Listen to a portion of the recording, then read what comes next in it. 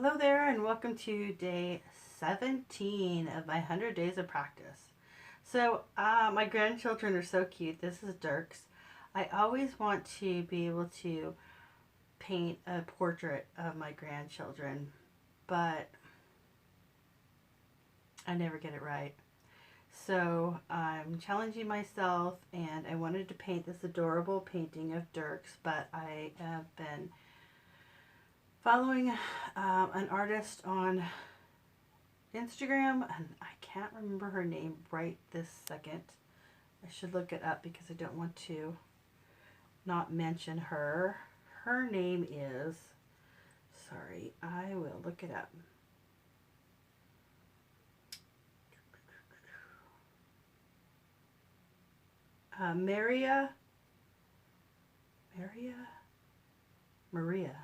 Maria Morris. And so she has Skillshare classes as well. So I take Skillshare classes.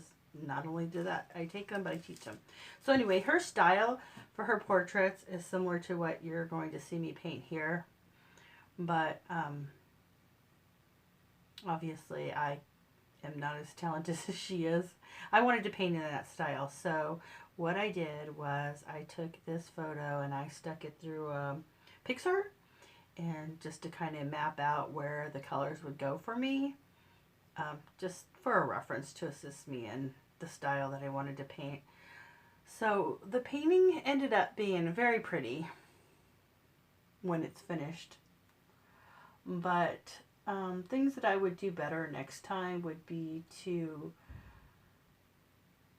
make dirt, well, for one thing, let's just start here.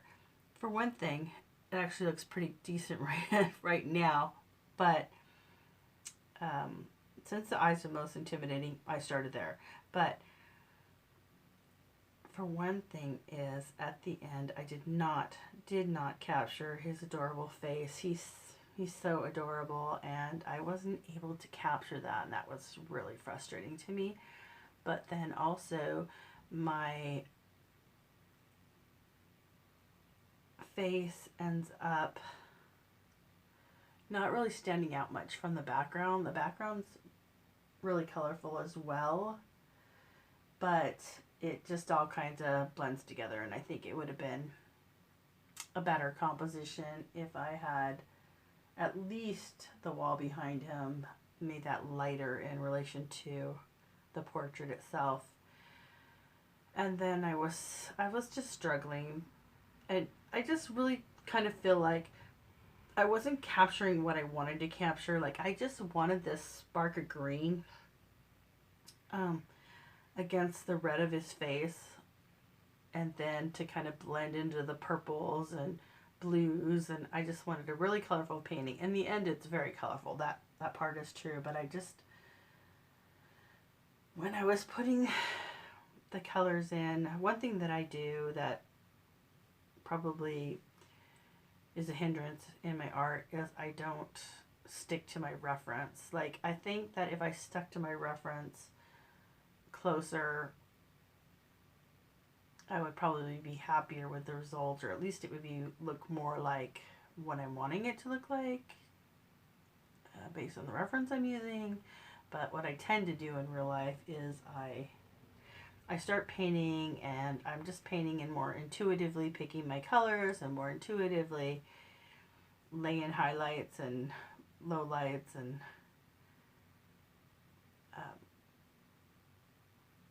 bright yellow in kind of random spots, like maybe not exactly where it really needs to go if I was paying attention to the reference.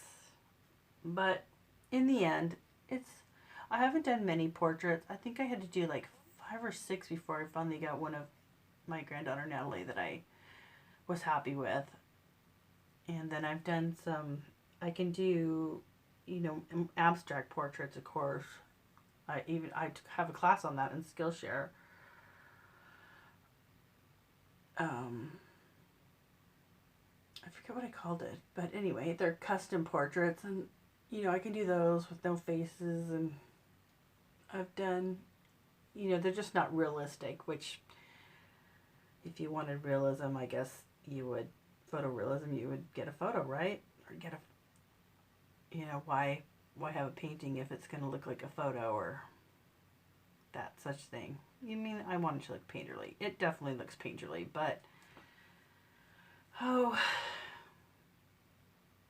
it's still challenging. I'm not entirely unhappy with this painting, but I'm not entirely happy with it either.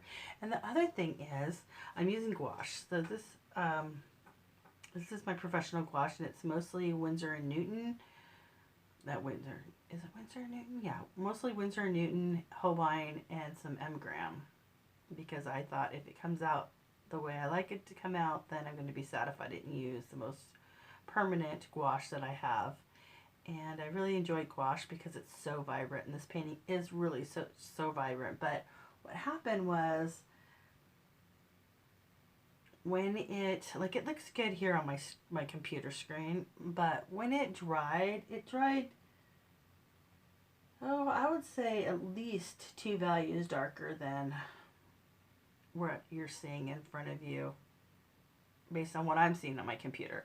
And so one thing, I'm working on my studio lights, right? But one thing that I did was I painted a value scale, and I was checking out other artist studios on YouTube, and you know, watching their videos on their studio lighting.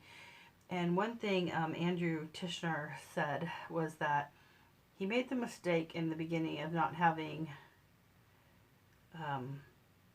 too bright of lights, and then what ends up happening is you're compensating for that as you're painting, and then when you get it looks great in the studio, but then when you get it into where it's going to live, you know, it's really dark because you were painting in this really bright space, and it's just not really realistic. So that got me to thinking, because I use this bright light, it's so bright above me, and I'm almost wondering if I'm overcompensating for this bright light by having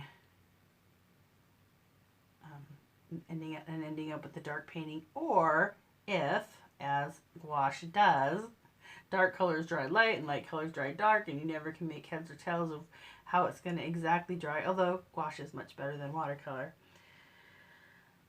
That might be the case. So I'm just not sure. I'm not sure if it dried darker or if my studio lights are just too bright, and so I'm painting darker to compensate. But anyway, thank you so much for watching. This is day 17. Please subscribe, like, leave a positive review. All the things you do on the internet cost you nothing but mean a lot. Thanks.